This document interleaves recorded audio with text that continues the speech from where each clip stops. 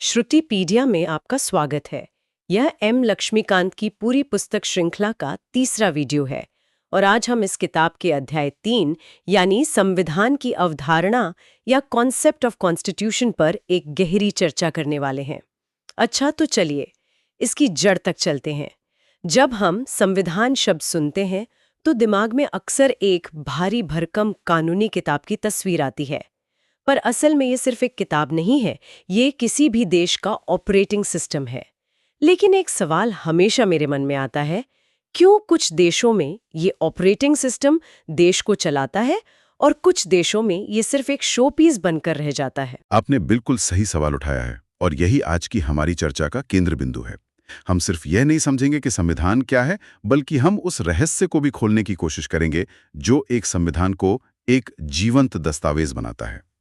आज हम संविधान के अर्थ, उसके कार्यों, प्रकारों और सबसे महत्वपूर्ण संविधान और संविधानवाद मतलब कॉन्स्टिट्यूशनलिज्म के बीच के बारीक लेकिन निर्णायक अंतर को समझेंगे। और ये यूपीएससी पाठ्यक्रम खासकर जीएस पेपर 2 के लिए बहुत ही फाउंडेशनल टॉपिक है। बिल्कुल, ये सिर्फ एक अध्याय नहीं बल्कि पूरे शासन प्रणाली की नींव है। बहुत बढ़िया। तो शुरुआत बिल्कुल बुनियादी बात से करते हैं।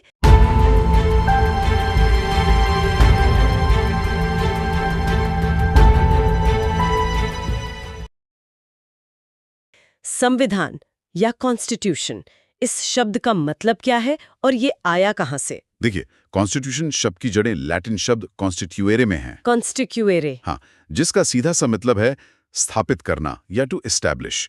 ये किसी भी देश का मौलिक कानून यानी फंडामेंटल लॉ होता है। कानूनी दुनिया में इसे ग्रुंडनॉर्म भी कहते हैं। ग्रुंडनॉर्म मतलब वो मानक जिससे बाकी सभी कानूनों की वैधता तय होती है। बिल्कुल सही। इसका मुख्य काम सरकार के 3 अंगों विधायिका, कार्यपालिका और न्यायपालिका का ढांचा तैयार करना है, उनकी शक्तियों और सीमाओं को तय करना है। तो ये एक तरह से देश की बनावट का ब्लूप्रिंट है जो बताता है कि कौन क्या करेगा और किसकी कितनी चलेगी।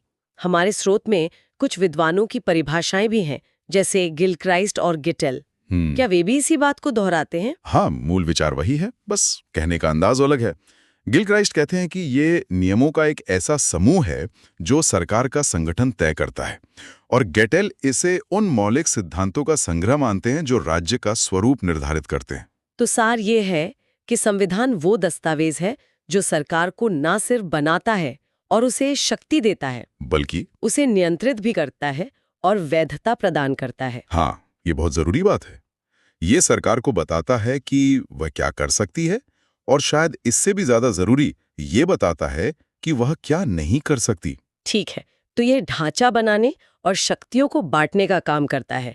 लेकिन इसके अलावा एक संविधान के असल काम क्या है? इसका नागरिकों के जीवन पर क्या असर पड़ता है? इसका असर बहुत गहरा और व्यापक है। सबसे पहला और शायद सबसे भावनात्मक काम है, ये एक राष्ट्र की सामूहिक पहचान और उसके मूल्यों को व्यक्त करता है। जैसे हमारी प्रस्तावना, प्रीएम्बल। बिल्कुल, हम भारत के लोग, ये सिर्फ एक वाक्य नहीं, ये एक घोषणा है कि हम कौन हैं और कैसा देश बनाना चाहते हैं। दूसरा, ये नागरिकों के अधिकारों और कर्तव्यों की सूची तैयार करता है। ये सरकार को बताता है कि नागरिकों के कुछ ऐसे अधिकार हैं जिनका उल्लंघन नहीं किया जा सकता, जैसे हमारे फंडामेंटल राइट्स। हाँ बिल्कुल। और ये सरकार के लिए एक तरह का लक्ष्य भी तो निर्धारित करता है। बिल्कुल, ये इसका एक बहुत महत्वपूर्ण प्रगतिशील कार्य है। ये राज्य के लिए सामाजिक, आर्थिक और विकासात्मक लक्ष्य निर्धारित कर सकता है। अच्छा, जैसे हमारे संविधान में राज्य के नीति निर्देशक सिद्धांत मतलब directive principles of state policy हैं। एकदम सही। वो सरकार को याद दिलाते हैं कि एक कल्याणकारी राज्य, एक वेलफेयर स्टेट का निर्माण करना उनका अंतिम लक्ष्य है। तो ये सिर्फ एक रूल बुक नहीं बल्कि एक विजन डॉक्यूमेंट भी है। वाओ, ये तो अपने आप में एक बहुत बड़ी चुनौती है। तो फिर एक अच्छा संविधान कैसा होता है? उसके गुण क्या होने चाहिए? क्या सिर्फ लंबा और विस्तृत होना ही काफी है? नहीं, बिल्कुल नहीं। लंबाई एक गुण नहीं है। सबसे पहला गुण है स्पष्टता और संक्षिप्तता, मतलब क्लैरिटी एंड ब्रेविटी। भाषा इतनी सरल और स्पष्ट होनी चाहिए कि एक आम नागरिक भी अपने अधिकारों और सरकार की सीमाओं को समझ सके। जटिल भाषा वकीलों के लिए अच्छी हो सकती है, लेकिन लोकतंत्र के लिए नहीं। लेकिन क्या बहुत ज्यादा संक्षिप्त बनाने के चक्कर में कुछ जरूरी बातें छूट नहीं जाएंगी? यहाँ पर व्यापकता मतलब कॉम्प्रहेंसिवनेस का क्या रोल है? आपने एक बहुत महत्वपूर्ण दुविधा की ओर इशारा किया है। दूसरा गुण व्यापकता ही है।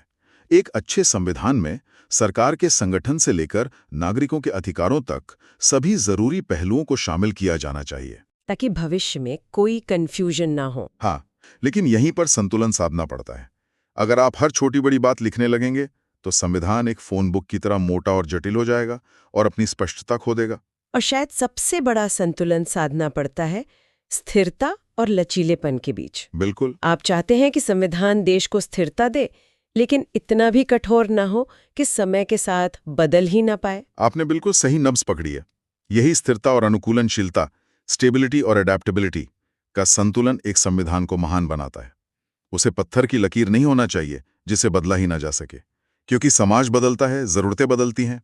लेकिन उसे रेत पर खींची लकीर भी नहीं होना चाहिए जिसे हर कोई आके मिटा दे। एकदम सही।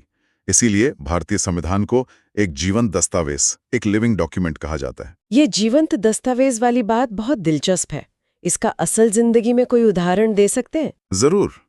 सोचिए, 1950 में जब संविधान बना तब इंटरनेट, सोशल मीडिया या एआई जैसी कोई चीज नहीं थी।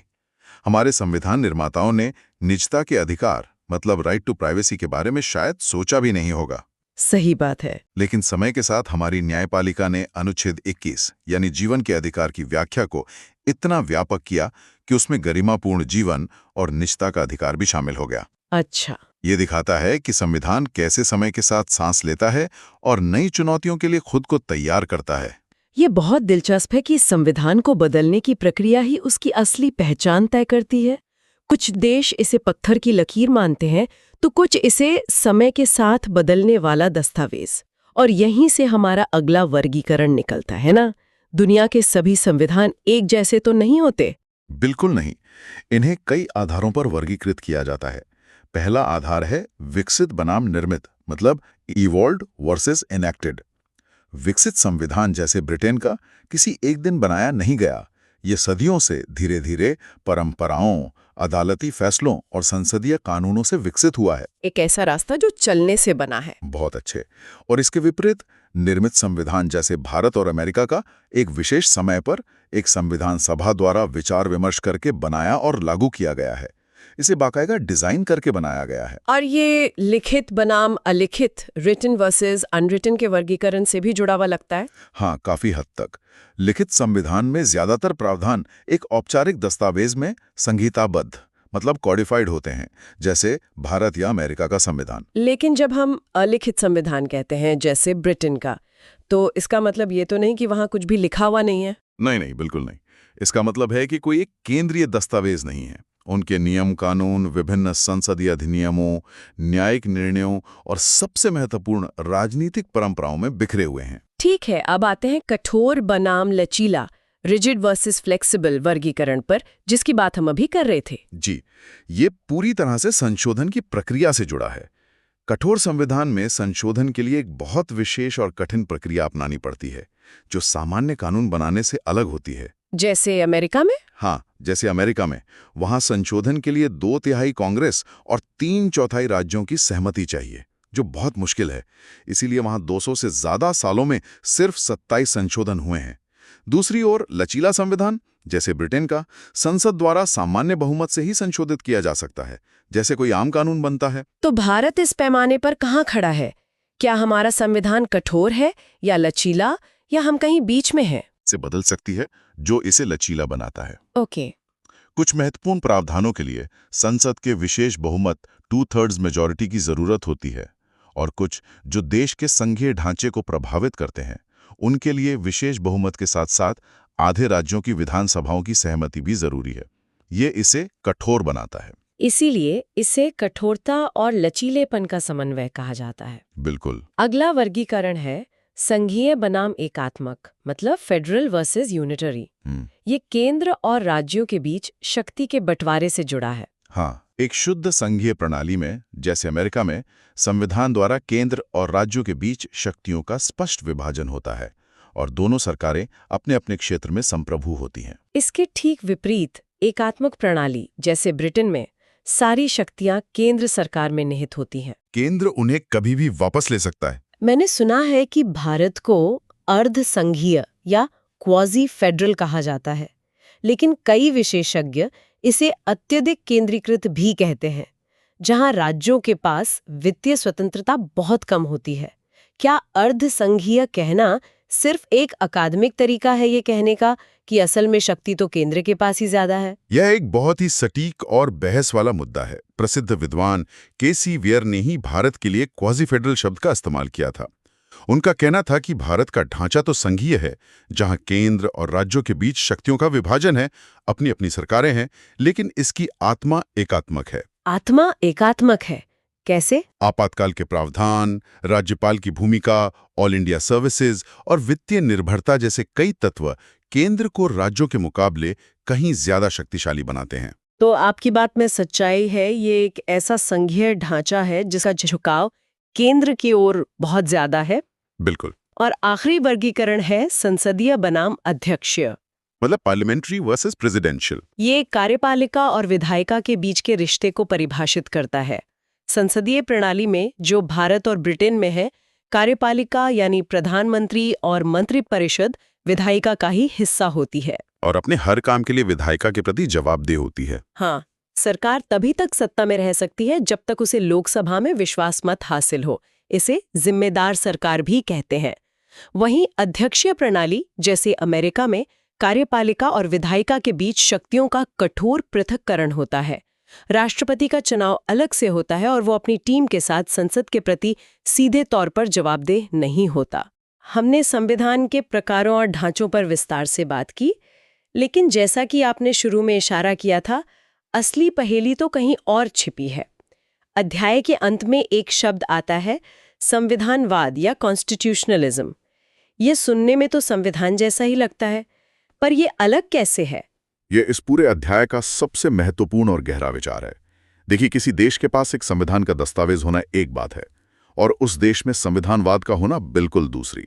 दुनिया के कई तानाशाह देशों के पास अपने संविधान है। नॉर्थ कोरिया का भी एक संविधान है, लेकिन क्या वहां सरकार की शक्तियां सीमित हैं? नहीं, बिल्कुल नहीं। क्या वहां कानून का शासन है? नहीं। तो इसका मतलब संविधान एक वस्तु है, एक दस्तावेज, और संविधानवाद एक विचार है, एक दर्शन। बिल्कुल, आपने इसे बहुत खूबसूरती से समझाया। संविधानवाद सीमित सरकार, लिमिटेड गवर्नमेंट का दर्शन है। यह इस विचार पर आधारित है कि सरकार की शक्तियां असीमित नहीं हो सकती, उन पर संविधान का अंकुश होना चाहिए। यह मनमाने शासन का ठीक उल्टा है। इसका मूल मंत्र है कानून का शासन, ना कि व्यक्तियों का। Government of laws and not of man.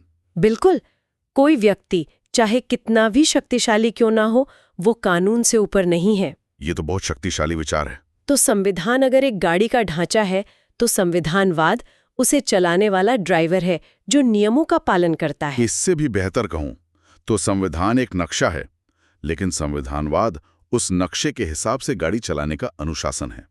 खासकर तब जब आप खुद ड्राइवर की सीट पे हों और आपको शॉर्टकट लेने का मन कर रहा हो। वाह, बहुत अच्छा उदाहरण है। संविधानवाद ही संविधान की आत्मा है। इसके बिना संविधान सिर्फ कागज का एक खोखला ढांचा है। हमारे स्रोत में विद्वान लुईस हेनकिन ने इसके कुछ प्रमुख तत्व बताएं जो संविधानवाद के स्तंभ माने जाते हैं। हाँ, बताइए, वे स्तंभ क्या हैं? इन्हें हम कुछ बड़े विचारों में बांट सकते हैं। पहला विचार है कि शक्ति जनता से आती है और जनता के प्रति जवाबदेह है।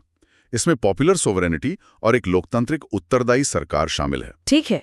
दूसरा विचार है कि शक्ति को बांटा जाना चाहिए ताकि वो निरंकुश न हो। इसमें शक्तियों का पृथक्करण, सेपरेशन ऑफ पावर्स आता है। तीसरा और सबसे महत्वपूर्ण विचार है कि शक्ति पर कानून का नियंत्रण होना चाहिए। इसमें रूल ऑफ लॉ, एक स्वतंत्र न्यायपालिका और सेना पर नागरिक नियंत्रण जैसी बातें आती हैं। और इन सब का अंतिम लक्ष्य है व्यक्तिगत अधिकारों और स्वतंत्रता का सम्मान। ये सभी तत्व मिलकर संविधानवाद को मजबूत करते हैं। तो इस पूरी चर्चा का निचोड़ क्या है?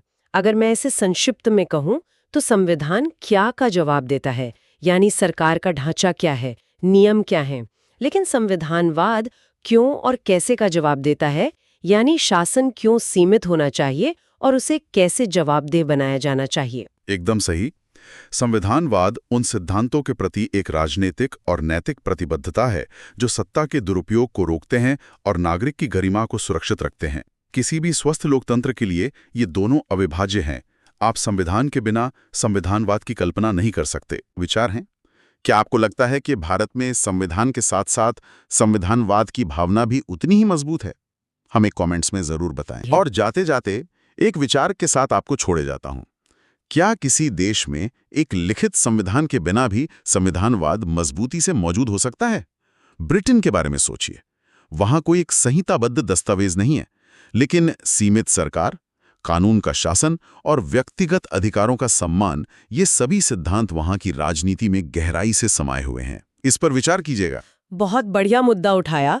अगर आपको ये जानकारी उपयोगी लगी तो श्रुतिपीडिया को सब्सक्राइब करना ना भूलें। आपकी प्रतिक्रिया हमें और बेहतर कंटेंट बनाने में मदद करती। हम अगले अध्याय के विश्लेषण के साथ जल्द ही वापस आएंगे। तब तक के लिए जय हिंद।